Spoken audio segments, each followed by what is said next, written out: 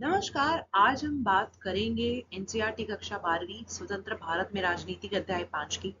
तो पहले भाग में हमने बात करी कि किस तरीके से जवाहरलाल नेहरू के बाद आए लाल बहादुर शास्त्री और फिर आया इंदिरा गांधी का शासन।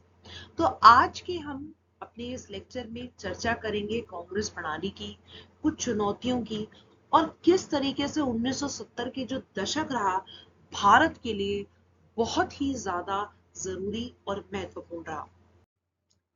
वहीं पर 1969 में राष्ट्रपति चुनाव के समय इंदिरा गांधी और सिंडिकेट के बीच एक गुटबाजी खुलकर सामने आ गई। तत्कालीन राष्ट्रपति डॉक्टर जाकिर हुसैन की उस समय मृत्यु हो गई थी और सिंडिकेट ने लोकसभा के अध्यक्ष संजीव रेड्डी को राष्ट्रपति के उम्मीदवार के रूप में खड़ा करने में सफलता पाई। वहीं पर इंदिरा गांधी और एन संजीव रेड्डी की पहले से काफी अनबन चल रही थी और इंदिरा गांधी ने अपनी बीवी गिरी को बढ़ावा दिया। वहीं पे दोनों गुट राष्ट्रपति पद के चुनाव से अपनी ताकत एक तरीके से आजमाना चाहते थे और दोनों गुटों के बीच काफी मतभेद उस समय सामने रहे। एस निजलपा कांग्रेस अध्यक्ष ने कहा पार्टी उम्मीदवार रेड्डी को वोट दे और इंदिरा गांधी ने कहा अपनी अंतरात्मा की आवाज पर वोट डालें। अंत में वीवी गिरी जो है विजयी हुए। वह स्वतंत्र उम्मीदवार थे और संजीव रेड्डी की हार से पार्टी का टूटना उस समय तय हो गया।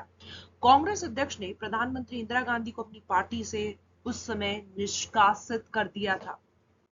वहीं पे कांग्रेस में विभाजन की अगर बात देखेंगे तो हमने देखा कि 1967 के चुनावों के बाद केंद्र में कांग्रेस की सत्ता कायम रही, लेकिन उससे पहले जितना बहुमत हासिल नहीं था। तो साथ ही अनेक राज्यों में इस पार्टी के साथ से सत्ता जाती रही और सबसे महत्वपूर्ण बात यह थी कि चुनाव के नतीजों ने साबित कर दिया था कि कांग्रेस को चुनावों में वाकई में ही हराया जा सकता है। तो बहरहाल अब भी कांग्रेस का कोई विकल्प नहीं था। राज्य में बनी अधिकतर गैर कांग्रेसी गठबंधन की सरकारें ज्यादा दिनों तक नहीं टिक पाई और इन सरकारों ने बहुमत खोया और उन्हें या तो नए सिरे से गठबंधन बनाना पड़ा या फिर राष्ट्रपति शासन लागू करना पड़ा। वहीं पे इंदिरा बनाम सिंडिकेट की अगर हम बात करें तो इंदिरा गांधी को असली चुनौती विपक्ष ने नहीं बल्कि खुद अपनी पार्टी से भीतर से मिली और उन्हें सिंडिकेट से निपटना पड़ा। सिंडिकेट कांग्रेस के भीतर ताकतवर और प्रभावशाली नेताओं का समूह था। सिंडिकेट ने इंदिरा गांधी को प्रधानमंत्री बनवाने में काफी अहम भूमिका निभाई थी और उसी ने इंदिरा गांधी का कांग्रेस संसदीय दल के नेता के रूप में चुना जाना सुनिश्चित किया था। तो सिंडिकेट के नेताओं को उम्मीद थी कि इंदिरा गांधी जो है पूरी तरीके से उनकी सलाहों पे अमल करने वाली है, लेकिन इंदिरा गांधी ने सरकार और पार्टी के भीतर खुद का मुकाम बनाना शुरू कर दिया। तो ना उन्होंने अपने सलाहकारों और विश्वस्तों को समूह में पार्टी से बाहर के लोगों को रखा। धीरे धीरे और बड़ी सावधानी से उन्होंने सिंडिकेट को जो है हाशिए पर ला खड़ा किया। इस तरीके से देखा जाए तो इंदिरा गांधी ने दो चुनौतियों का सामना किया। उन्होंने सिंडिकेट के प्रभाव से स्वतंत्र अपना मुकाम बनाने की जरूरत थी और कांग्रेस ने 67 के चुनावों में जो जमीन खोई थी उसे भी उन्हें हासिल करना था। तो इंदिरा गांधी ने बड़ी साहसिक राजनीति जो है उस समय ऐसा कहा जाता है जो कि अपनाई है। वहीं पे बात करें 1971 के चुनावों की तो किस तरीके से 1971 के चुनाव में कांग्रेस की वापसी होती है।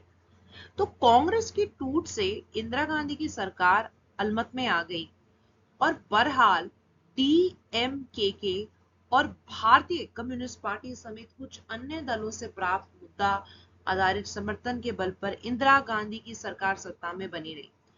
इस अरसे के दौरान सरकार ने सचेत रूप से अपनी छवि को जो है समाजवादी रंग में पेश किया और इसी दौर में इंदिरा गांधी ने भूमि सुधार के मौजूदा कानूनों के क्रियान्वयन के लिए जबरदस्त अभियान अपनाए। तो उन्होंने भू परिसीमन के कुछ और कानून भी बनाए। दूसरे राजनीतिक दलों पर अपनी निर्भरता करने और सांसद में अपनी पार्टी की स्थिति मजबूत करने और अपने कार्यक्रमों के पक्ष में जनादेश हासिल करने की गरज से इंदिरा गांधी की सरकार 1970 के दिसंबर में लोकसभा भंग करने की सिफारिश की। तो यह भी एक आश्चर्यजनक और साहसिक कदम था और लोकसभा के लिए पांचवें आम चुनाव 1971 की फरवरी मास में लड़े गए। वहीं चुनावी मुकाबले की अगर हम बात करें तो चुनावी मुकाबला कांग्रेस आर के विपरीत जान पड़ ही रहा था। कांग्रेस जर्जरी हो रही थी और सबको विश्वास था कि कांग्रेस पार्टी की असली ताकत यानी कांग्रेस ओ के नियंत्रण में है। तो ग्रैंड अलायंस सबसे बड़ी जो कि गैर समाजवादी और गैर कांग्रेसी विपक्षीय पार्टियों ने एक चुनावी गठबंधन बना लिया था जिसे ग्रैंड अलायंस कहा गया। इसे इंदिरा गांधी के लिए जो स्थिति थी काफी और ज्यादा कठिन यहाँ पे होती हुई नजर आई। एसएसपी, पीएसपी, जनसंघ, स्वतंत्र पार्टी, भारतीय क्रांति दल सब एक छतरी के नीचे जो थे इस समय आ गए। तो अगर बात करें कि पांचवें आम चुनाव में ग्रैंड अलायंस के हारने के मुख्य कारण क्या थे। देखिए, नई कांग्रेस के पास एक मुद्दा था जो कांग्रेस ओ के पास नहीं था। इंदिरा गांधी जी भी देश भर में जाती हमेशा यही कहती थी कि विपक्षी गठबंधन के पास एक ही मुद्दा है, इंदिरा हटाओ। लेकिन इंदिरा ने हमेशा यही कहा, गरीबी हटाओ। इसके अलावा इंदिरा ने सार्वजनिक क्षेत्र की समृद्धि, भू स्वामित्व तथा शहरी संपदा का परिसीमन, आय तथा रोजगार के जो अवसर हैं उन पर काफी ज्यादा ध्यान दिया। तो इंदिरा ने वंचित तबके खासकर भूमिहीन किसान, दलित, आदिवासी, अल्पसंख्यक, महिला और बेरोजगार नौजवान के बीच अपने समर्थन का आधार तैयार करने का एक जोरदार प्रयास किया। वहीं पे जब 1971 के चुनावों का परिणाम आया तो परिणाम कुछ इस तरीके से थे। कांग्रेस आर और सीपीआई गठबंधन को इतनी सीटें मिली जितने की पिछले 4 आम चुनाव में नहीं मिली थी। वहीं पे कांग्रेस ओ को मात्र 16 सीटें मिली और महाजोट को 40 सीटें। तो 1971 लोकसभा चुनाव के बाद बांग्लादेश संकट हो गया और भारत पाकिस्तान के बीच एक बहुत ही घमासान युद्ध छिड़ गया। भारत जीता और बांग्लादेश नामक स्वतंत्र देश पूर्वी पाकिस्तान बना। इसके बाद इंदिरा की लोकप्रियता को चार चांद लग गए और उनकी प्रशंसा विपक्षी नेताओं ने भी की।